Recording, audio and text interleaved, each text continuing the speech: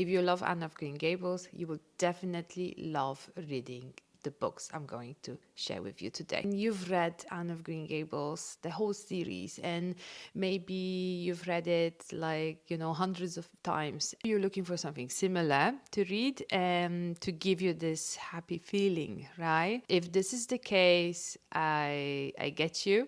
And here are recommendations of, I think, 6 books that I think if you're a fan of Anne of Green Gables series, you would definitely love to read those stories. And I think you would go back to them and again, just like with the Anne girl. First on my list, and that would not be a surprise, is Pollyanna. Pollyanna is about optimism. I think one of the most optimistic books ever from my childhood.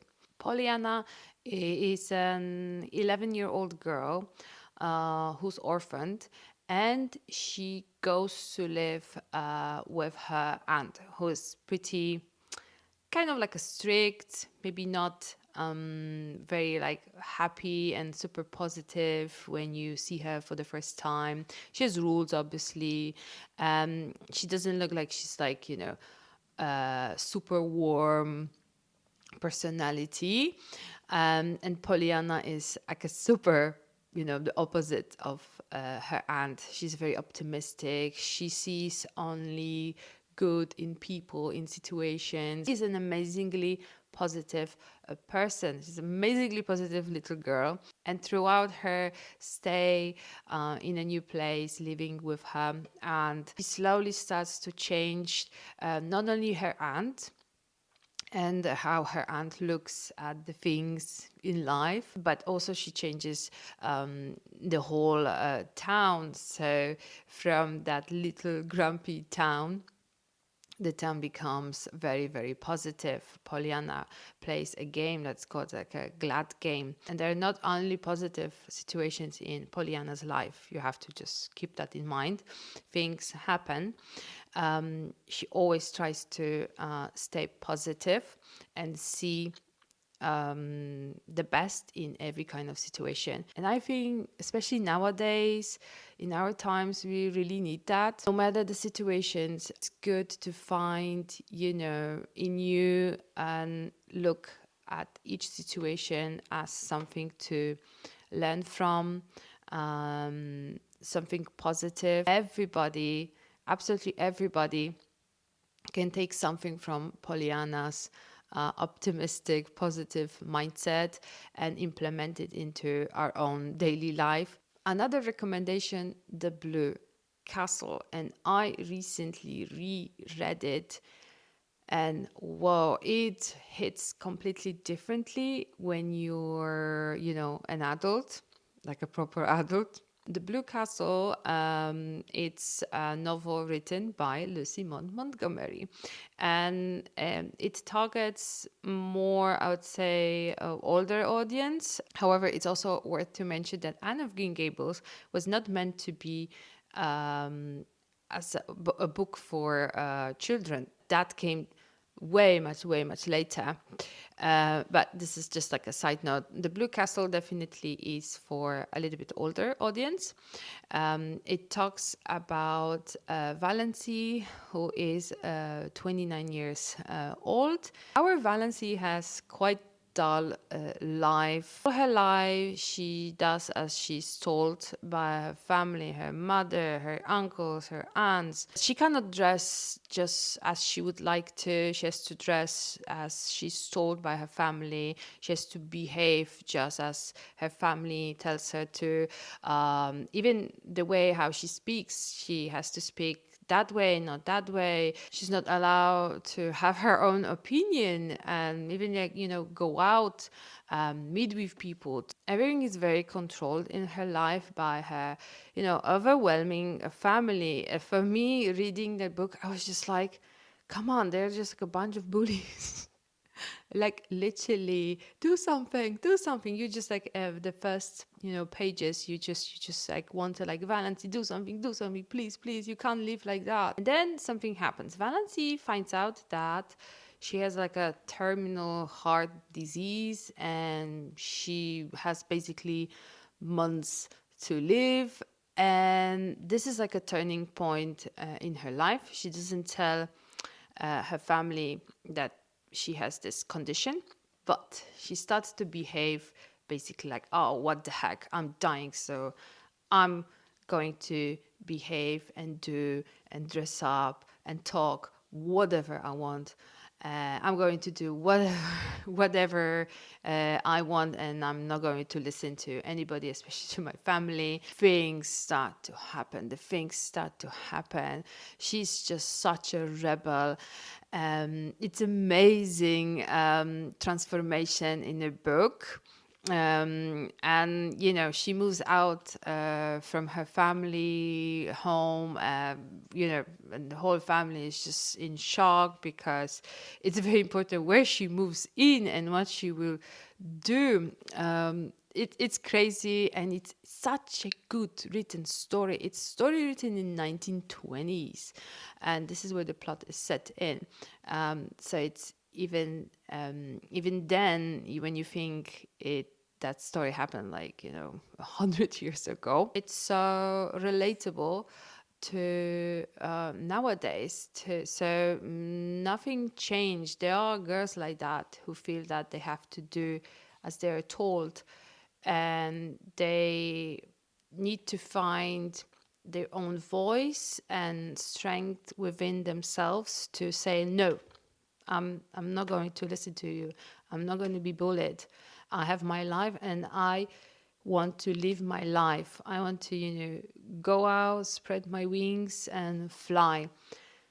Very, very good book. Very, very good story. And don't worry, there is a happy ending. I'm still so surprised there's no TV series or film that's been made based on that book. And maybe we should just collectively start talking about this book more and more.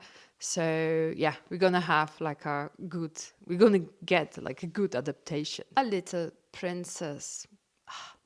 A Little Princess. I was obsessed with A Little Princess when I was little. Read the book. I used to watch the anime version of Little Princess that I could watch on and on and on and on, like literally. Story talks about Sarah, who grew up in India with her father. Mother passed away a long time ago. And one day, her father brings her to London, where she starts to go to a boarding school, just as, back in the day was very, very common, right? And her father goes back to India to do business. Sarah, her whole life, been, pampered, wealthy lady, but at the same time, she's kind, she's good, she's not spoiled, she's not mean. Unfortunately, Sarah one day gets a message that her father died back in India, and he left her nothing. So badly invested money. And now Sarah basically has nothing. She's orphaned, is forced to be a servant at the same boarding school that she attended. And it's not easy. It's definitely not easy. It's a completely different life. The girls, well, some of the girls, her classmates, ex-classmates, are not very nice to her. And then we see a similarities of between Anne and Sarah. Sarah has a huge imagination. She also tries to, escape in her imagination, imaginary world, that helps her go through very like bad situations, bad circumstances. So we have the similarities between Anne Shirley and Sarah. Don't worry, there is a happy ending. And maybe some of you watched film adaptations from the 90s. It's quite popular. Or the anime that I mentioned before. You can just, read it and then watch anime or film adaptation. Daddy Longlegs again, one of my favorite stories from my childhood, maybe when I was like a teenager. Judy Abbott, right? I watched the anime as well of Daddy Long Legs, and I really like it, so I can recommend it, hands down. I think it's the best adaptation. It's better than any kind of movie adaptation that I saw of Daddy Long Legs. So the story goes like that. There is an orphan girl, Jerusha. However, she starts to call herself Judy because she just hates her name. Her whole life, she was brought up in an orphanage. She doesn't know her parents, who her mom or dad was. And one day, she is sent to college to study by a mysterious benefactor. She knows nothing about him. The benefactor, wants to be kept quiet, hush hush. Doesn't want her to know his name. The only thing she knows about him is just because she saw his shadow, but that's in the plot in the first chapter. And she just saw that he's very tall, so he had a very, the shadow, and has these long legs. So she starts to call him Daddy Long Legs. The only requirement that benefactor asks from her is that every month she should write him a letter, saying, updating him basically what's going on with her life, and, with her academical life. Judy, she gets into this new world that she, could never experience as a poor orphan girl. She becomes, surrounded by those, modern girls, because it's like the beginning of the 20th century. She discovers new worlds. She finally has her own room. She, like own dresses, own money. It's completely amazing for her, and she starts to share all those experiences with her in the letters to her benefactor. And the letters, they contain sometimes little illustrations. The story shows the growth of Judy from this, orphanage raised girl to this young young woman, who becomes like more confident and ready to, go into the world and explore it and be whoever she wants to be. It's such a fun to read, especially it has a form of letters, and it's a very, very nice and funny ending, I'd say. Yeah, one of my favorite stories from my teenagehood. The Secret Garden. Oh my God, another childhood favorite book. There is a movie from 1993. I also highly recommend watching it. So we have a character of Mary Lennox, a very unlikable girl in the beginning of the story. So she grew up in India in a very wealthy family. However, her parents didn't kind of pay attention to her, didn't take care of her. She was brought up, by nannies, ayahs her whole life. And when she's 10, she loses her parents, and she has to go to England, to Yorkshire, to stay with her uncle at his big, gloomy, dark estate. And the thing starts to happen. There is a huge transformation of Mary. Estate, it has secrets, there's grief as well. And we've got the secret garden, obviously. So here we have this comparison of, this gloomy, big, dark estate with the secrets that's not very child friendly. And we have this compared to nature. Nature heals you, and nature helps you to be free.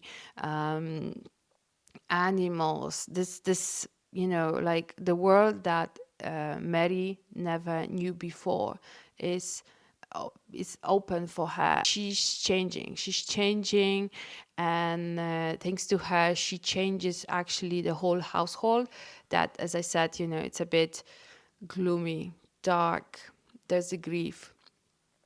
And because she arrives to this estate, she changes, but she also changes everybody around her. So it's a very beautiful story. It's a story for anybody at any age to read, to watch. And the last one, Emily of New Moon, and there's a series of 3 books.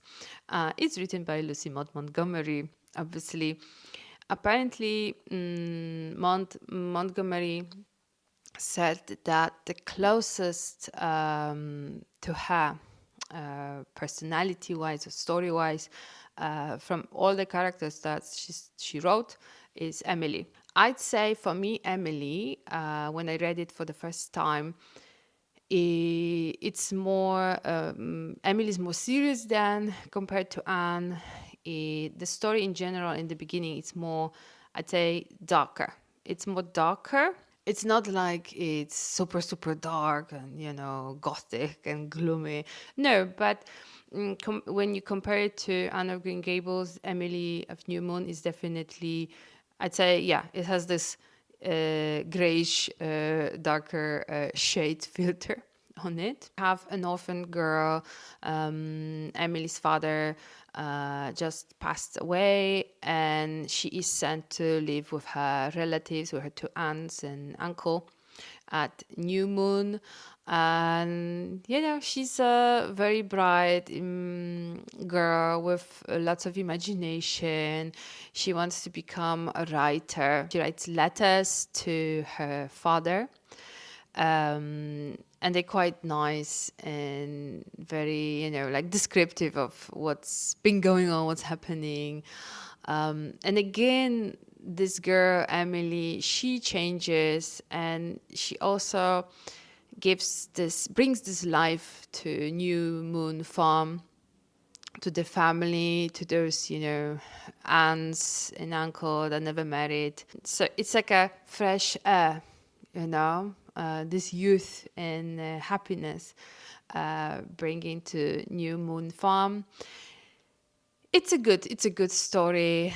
As I said, there are 3 books in total in the series, and we can see how Emily grows up. Emily for artistic spirits that trying, to find their place in the world. These were my recommendations if you love Anne of Green Gables, if you like the whole series, and maybe you want to find something, like an alternative. Maybe you don't want to read again and again. I'm sure you still will read again and again the whole Anne of Shirley series. However, if you want to find some alternatives, some new fresh stories, or maybe you want to refresh some stories because you read them when you were little, but you just, like life happens, we forget, and you want to, relieve that again, relieve that feeling, I hope you will find something from the list I gave you today. Thank you for being here, and I hope to see you again.